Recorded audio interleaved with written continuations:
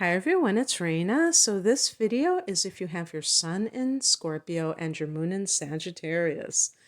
Both of these are emotional signs in their own way.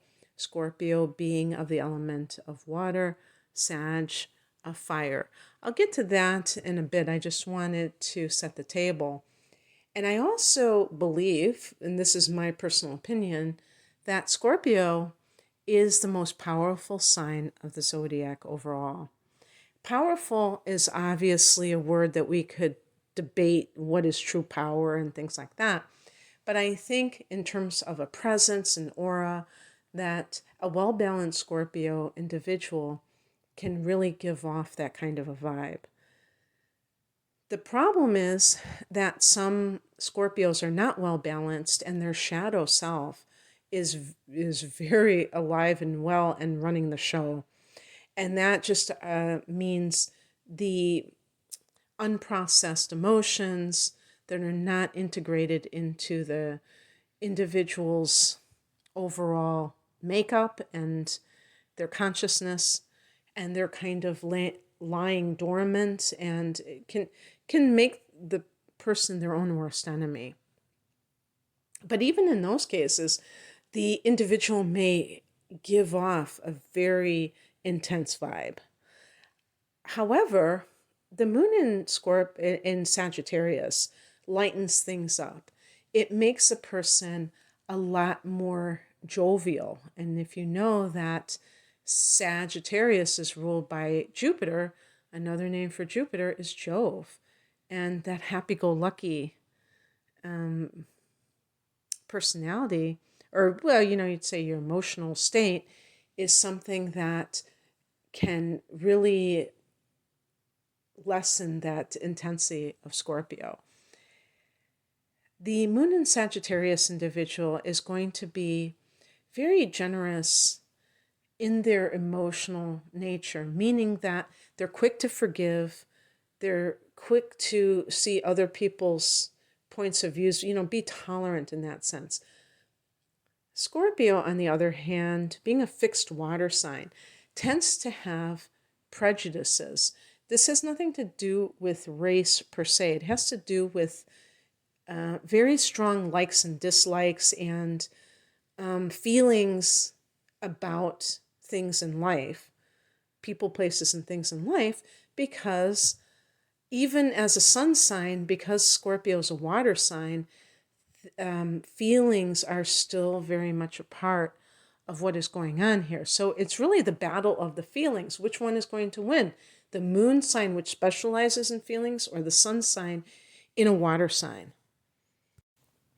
But having a mutable fire sign, moon sign for a Scorpio sun sign can be very helpful in kind of burning away some of those things that keep that person crystallized in certain, what I would call negative emotional patterns based on past experiences that are still with them. And so that's what I was talking about when I'm talking about the water element. The emotions, the emotional nature of that person is based on their memories, is based on their past experiences. Whereas the fire, being emotional, is really about concepts. So a Scorpio person may walk around upset about the time when their dad hit their mom. And, and they're still angry at their dad. They don't talk to them. Maybe their dad walked out on the family, or the mother kicked them out, and they don't talk to that person because look what he did 30 years ago. A Sagittarian may be passionate about the issue of domestic violence and maybe even experience the exact same situation that Scorpio person did, but they're broadening it. It's not just about me, it's about everyone who suffers from that, and they make it their cause, for instance. So that's being more objective, where you're not just thinking about what happened to you, but what happens to many people. It's, universalizing it. So that can be very helpful for somebody whose sun is in Scorpio, because it can make them realize that they have to look at the bigger picture. This is one of the reasons I feel that the water signs suffer from trauma the most of any of the elements. And that's just my own personal take on it. This is where, even though we're talking about emotions, I think about Eckhart Tolle, who talks about how the mind can be generating thoughts that create unhappiness. And so even though they are processed as feelings, they are still being generated by the thoughts. And Eckhart Tolle talks about how we can perceive thoughts so that they don't take on a life of their own, and they don't have this great influence on us. But I think that somebody with this combination probably is into a lot of self-help, because Sagittarius, being a fire sign, is very into positive thinking. Now, again, I keep saying thinking, feeling, because they really are connected. And so that is why I say look at your Mercury sign, because that will give you more information about how you think. If you think like a Sag, you're going to gravitate towards self-help and thinking, I am the creator of my reality, and I'm going to create better thoughts for myself. Or I'm going to flip the script. If I have a negative thought, I'm going to try and see something good, perceive something good within this, rather than identifying with the thought, generating all kinds of negative energy from that thought, maybe sharing that thought with other people. Now that we have social media, people can take their thoughts, and they might be very toxic thoughts, and then broadcast them to the world. And it's one thing if you broadcast thoughts of a general nature, but if you broadcast them about yourself, you just keep compounding your own negative spiral, if you will. What's that saying? What you concentrate on increases, or something like that. And it's part of the law of attraction.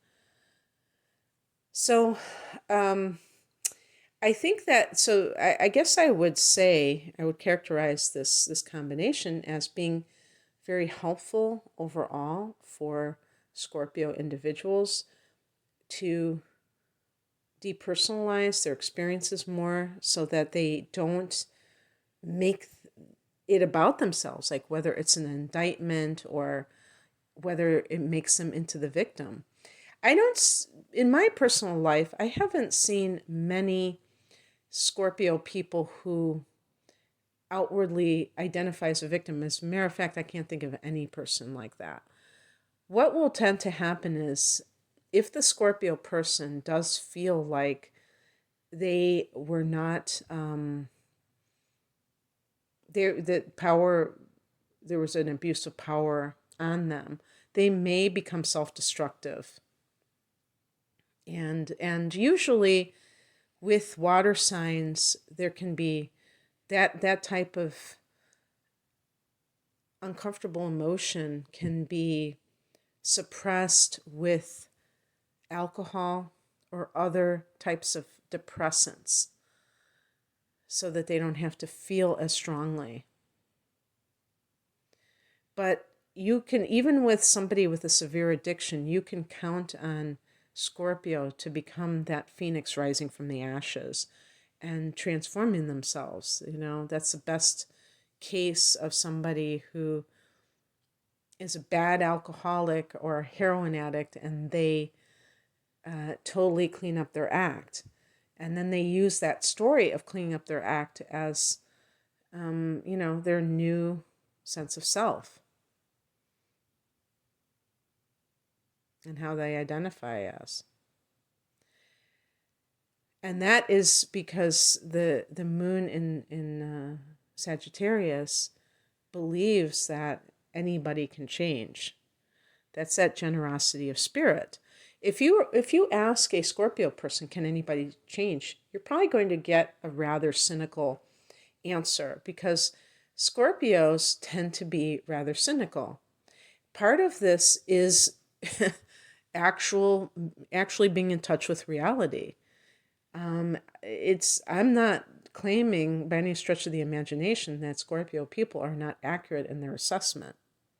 And I'm a sun in Sagittarius, so you would think I would support the Sagittarian point of view, but no, I don't. I know that a lot of people, kind of show their true colors eventually, and it can be quite different from what they present themselves as. This is, the basic premise of Scorpio, is that there's more to that story. Whatever somebody is saying, a Scorpio person doesn't necessarily believe it. A Sagittarian is a puppy dog, and they're going to just, they're just going to believe in the best in everybody. But a Scorpio person knows better. That doesn't mean that Scorpios cannot be totally paranoid and that they can be totally wrong in what they're thinking, perceiving. But I personally believe that more times than not, the Scorpio person is correct. However, that's only on a factual basis. It's not correct in terms of the bigger picture, higher message of it, which the Sagittarius, specializes in, which is that all of these things that are occurring out of ignorance, fear-based thinking, which leads to erroneous actions. And so that can push somebody who is this kind of person into doing things that really don't serve themselves or others.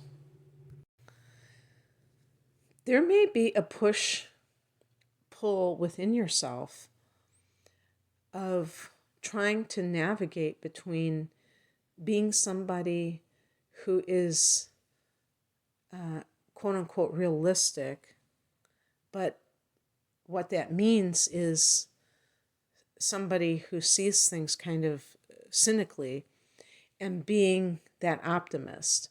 Looking at the inner planets like Mercury, Venus, and Mars, as well as a rising sign, which can be any sign. But the first three that I mentioned are very tied to the sun sign. So they're going to be fairly close to the sun sign.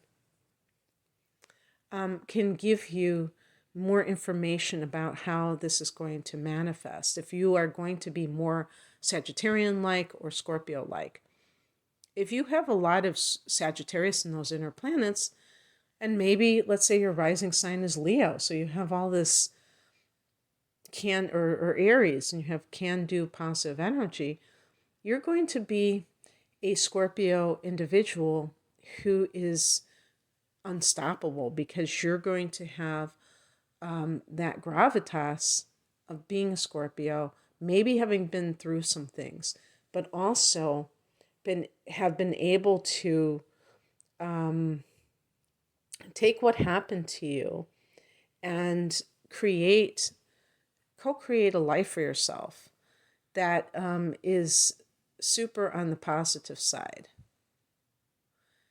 And for some people, unfortunately, they get stuck in some of the things that happen to themselves, and they get very cynical, which means actually cynicism is the first step towards bitterness. When a person decides that everything does suck and will permanently suck. And so, and you also have to look at where the sun is in the chart. If the sun is in the 12th house, that's going to confer more wisdom, and soften the person, where they're going to be a lot less about not my will but thy will. And the first house, Sun in Scorpio, is going to be different. They're going to be much more me-centric. So all of these things can, affect the person one way or another. But the bottom line is that this combination, I think, is really a good one for a Scorpio to have. Okay, that's what I have for you. Oh, well, let me say a couple of things about what kind of jobs and relationships you might want to have.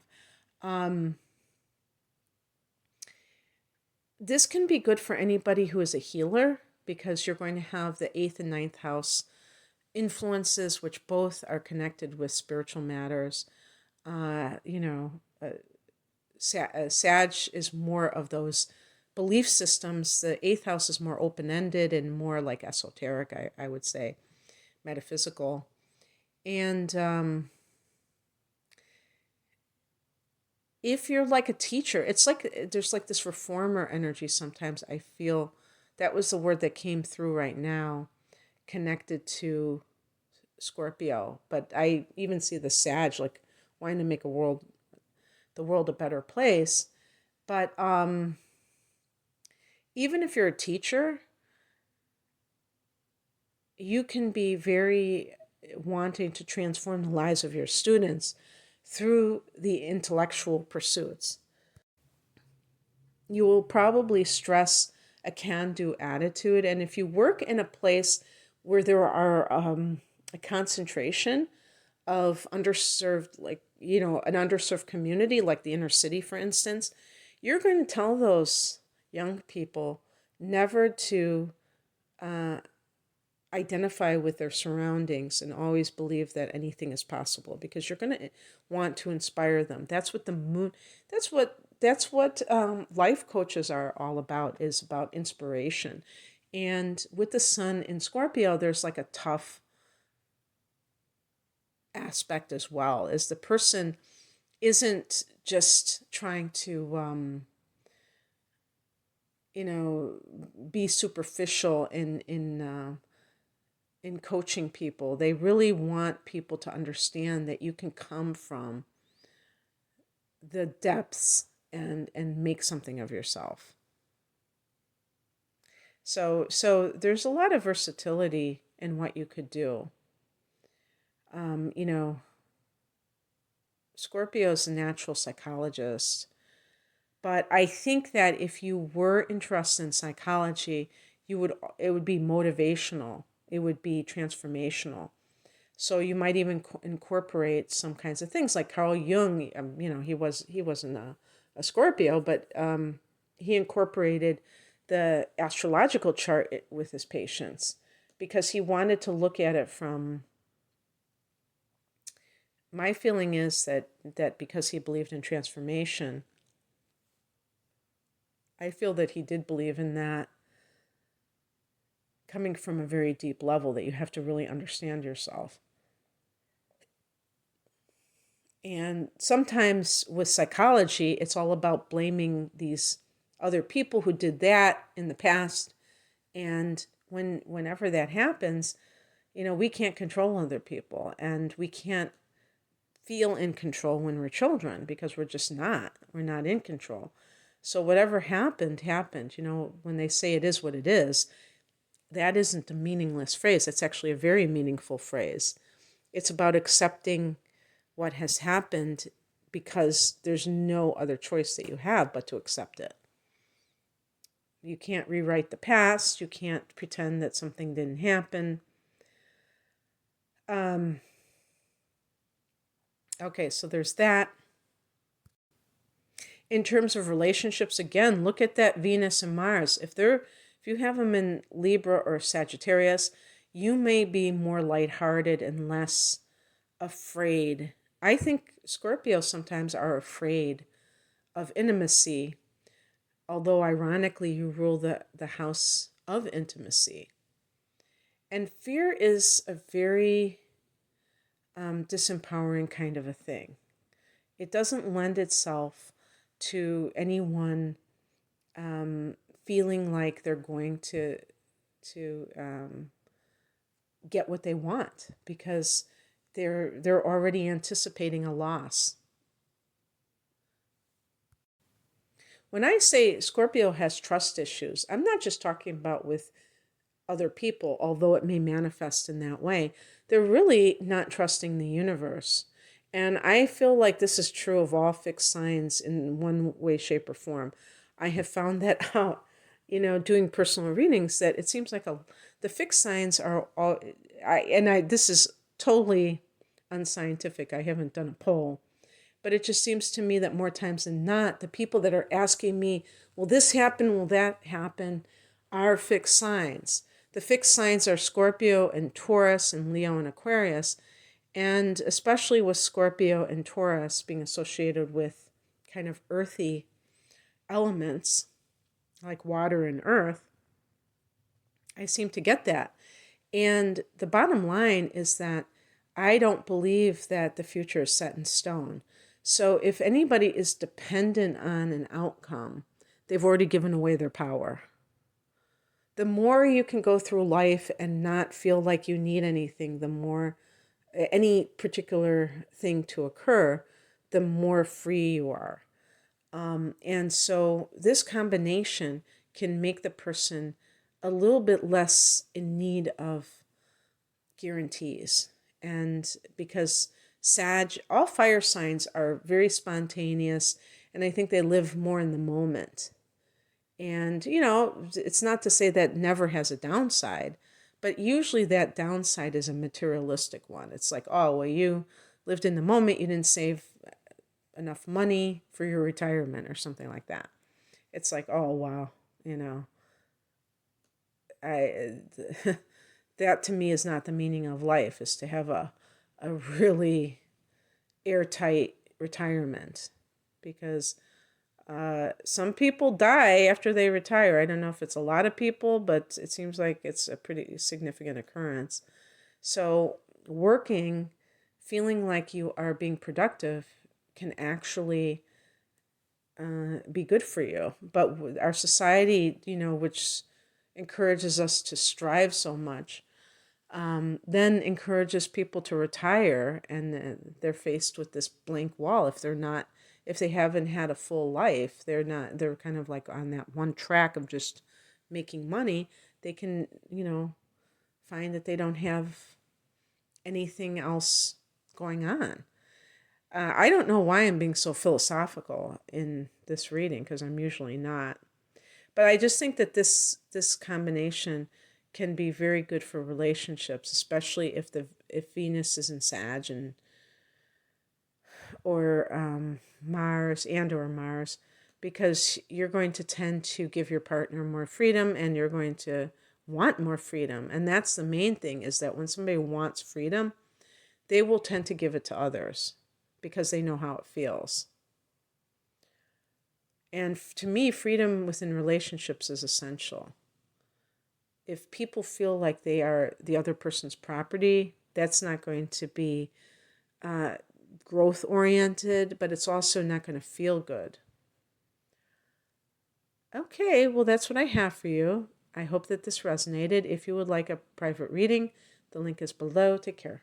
Bye.